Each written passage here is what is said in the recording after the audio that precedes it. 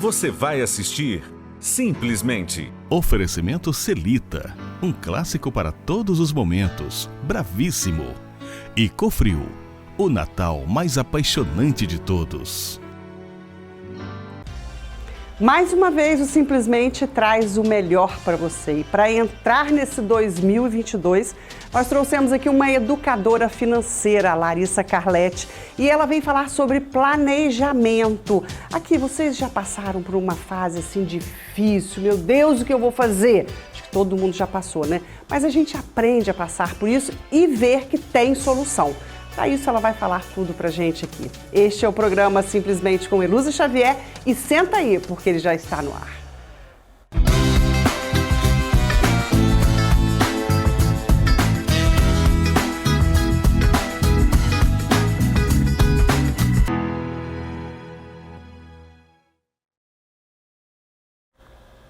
O nosso bate-papo hoje vai ser uma aula, tá? Pra gente poder administrar os nossos planejamentos de 2022, que vão ser assim extremamente necessários, né? Para que a gente já possa entrar o ano com um planejamento bem bacana.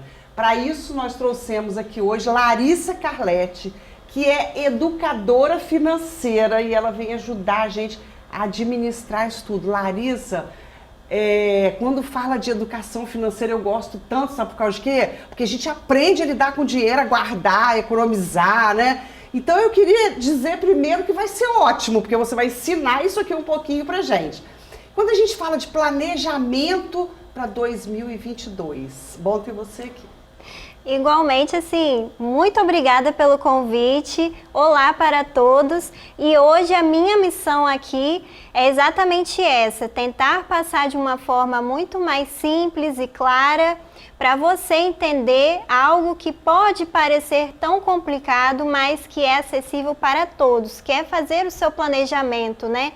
Então, se você está aí desanimado, desorganizado com as finanças, poxa, isso já acontece há tanto tempo, o ciclo se repete, você já está desacreditado. Então, hoje a minha missão, Elusa, é fazer quem está assistindo, logo assim que acabar o programa, ou terminar o dia, já sair e dar o primeiro passo aí, essencial para esse planejamento, né? Começar a colocar em prática mesmo, porque realmente eu vou falar os pontos principais, tá? Vou abordar alguns erros também, para que você não os cometa novamente. Ô Larissa, você sabe que eu sempre ficava assim com tanto medo de fazer planilha. Isso há muitos anos atrás. Eu não vou fazer planilha porque eu não quero saber quanto eu gasto. Depois que eu comecei a fazer planilha, minha vida foi outra, porque eu comecei a administrar tudo aquilo. Então fala pra gente como fazer um planejamento. Essa questão da planilha, é importante até abrir um parêntese aqui, já que você me deu a oportunidade, de que muitas pessoas travam nesse momento porque elas acham que só tem esse método para fazer. Na verdade, as pessoas estão se descobrindo com os números, com as finanças, entendendo que vai além dos números, tem muita parte comportamental. Então, tem pessoas que só se dão bem fazendo de forma manual, no caderno mesmo. Tem pessoas que conseguem se adaptar à planilha, existem vários tipos. E hoje em dia, né, inclusive é um dos meus métodos de trabalho, que é ensinar a usar o aplicativo de finanças, tanto no celular como no computador, muito mais colorido, interativo, intuitivo, acompanhando mesmo a evolução das coisas. A gente fica mais alegre com eles mais coloridos? Fica. Fica mais leve? Fica mais leve. Bom, então vamos lá. Por onde começar, Larissa? Olha, Elusa, tem uns pontos que eu vou chamar assim de preliminares, digamos, né? Só para o pessoal entender o que vem antes de colocar realmente a mão na massa ali. Então eu vou abordar aqui, primeiro, 3 pontos principais, antes de você, então, fazer os 4 pontos que eu trouxe principais da etapa do planejamento. Então, primeira coisa, reunir a família, né? Tem muitas famílias aí, muitos casais que já têm filhos. Então, independente da idade, dá para você incluir ele ali na conversa, no planejamento, porque existem metas e objetivos que não são só individuais, são da família. Né? E dá para você mostrar para todas essas pessoas que dá para você conseguir fazer às vezes algum sacrifício e depois a colheita vai ser abundante. Mostrar que vai ser às vezes um período, às vezes, né, um foco, né, para você chegar naquele objetivo, mas ele vai acontecer. Em caso de casais que não têm filhos, é conversar e alinhar o que cada um pode ajudar nesse planejamento, porque são duas pessoas diferentes e cada um tem as suas habilidades. Então, esse é o primeiro passo. O segundo ponto é você eliminar os obstáculos. E o que eu quero dizer com isso? Se a gente vai tratar de planejamento financeiro, mas será que ele vai ser tão eficiente se você tem obstáculos de desorganização de agenda, de produtividade na sua vida? Botar uma ordem na casa, Colocar uma ordem, porque quando a gente alinha uma área, naturalmente vai querer alinhar as outras. Mas será que dá para a gente começar um pouquinho antes, então, alinhando algumas coisas?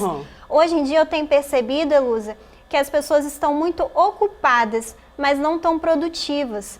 Então, está tendo uma necessidade muito grande, sim, de eliminar obstáculos, até porque o planejamento, ele requer, sim, um tempo, uma dedicação. E não adianta você querer fazer o planejamento e depois não ter tempo para ele. Isso eu vejo acontecer direto nas mentorias que eu dou. A pessoa quer muito, mas ela não consegue se organizar em questão do tempo para poder dedicar um tempinho para suas finanças, e até mesmo seria mais eficiente para ela não precisar trabalhar tanto, porque está precisando de dinheiro, mas na verdade é o primeiro passo para essa saúde financeira. Quer dizer, são pequenos detalhes, mas que a gente tem que prestar atenção. E o terceiro passo? O terceiro passo é eliminar os erros, aquilo que não está funcionando mais. Por exemplo, em caso de financiamento imobiliário, vou usar esse exemplo porque é muito comum. Muito comum. Tá? Então, as parcelas, às vezes, elas são pesadas. Para analisar se essa parcela realmente está pesando muito, faça as contas de quantos juros já pagou, de quanto falta pagar. Se às vezes esse imóvel está sendo eficiente na sua vida hoje, se o seu trabalho não está mais longe, se esse imóvel não está pequeno, às vezes teve mais filho, então para analisar e tenta ajustar alguns erros. Às vezes fazer uma portabilidade já reduz os juros. Então eliminar esses erros que às vezes nem são difíceis, é uma questão de realmente você buscar ali. Por que eu falo isso, Elúzia? Logo na parcela de algo que é fixo, né, digamos. As pessoas pensam assim, é despesa fixa, eu não consigo alterar, mas consegue sim. Nós vamos para o intervalo. Olha, eu tenho uma pergunta que eu quero fazer para ela, que é muito interessante, que os erros que a gente não deve cometer no final do ano. Então não saia daí não, porque a gente tem que ficar esperto para isso, tá bom? Já já nós estaremos de volta.